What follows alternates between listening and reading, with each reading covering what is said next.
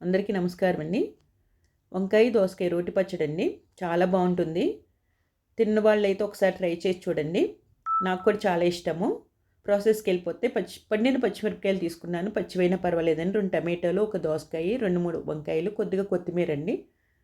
Stove పైన బాండీ పెట్టుకొని ఆయిల్ వేసుకొని పచ్చిమిరపకాయలు ఇలా పొట్టలు చించుకొని వేసుకోవాలండి. లేకపోతే పేలుతాయి. వంకాయ ముక్కలు కూడా కట్ చేసుకొని వేసుకుంటే పురుగుందేమో చూసుకోవాలండి. వంకాయలో పురుగుంటుంది కదా!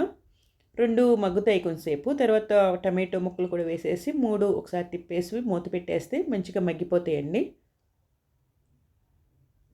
ఒకసారి చెక్ చేసుకుందాము. మంచిగా మగ్గినాయి కదండీ! కొద్దిగా చింతపండు వేయాలి. 2 రేకులు వేసుకుంటున్నాను. కొంచెం పసుపు. ఈ స్టేజ్‌లోనే కొత్తిమీర కూడా మనం తుంపేసుకొని వేసేసుకోవచ్చు. అది కూడా ఒక్కసారి అలా మగ్గిపోతది. వేసేసి ఒకసారి అలా తిప్పేసి మూత పెట్టేసుకుందామండి. చూసారు కదా!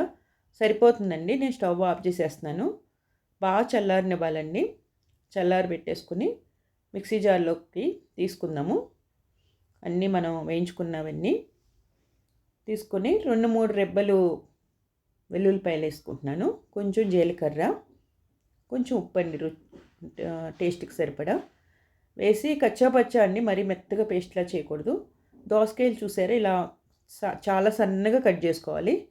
కలిపేసుకొని మొత్తం ఇది దోసకాయ ముక్కలు మిక్సీ పట్టకూడదు. బౌల్లోకి తీసుకొని తాలింపు పెట్టుకుందామండి. పోపు చాలా బాగుంటుంది ఈ పచ్చడికి. ఆయిల్ వేసుకొని ఆవాలు, శనగపప్పు, మినపప్పు, జీలకర్ర కొంచెం వేగినాక కరివేపాకు, కొంచెం ఇంగువండి. అంతే. తాలింపు గిన్నెలో వేసేసుకుందాం మనం పచ్చడిలోకి. అంతేనండి.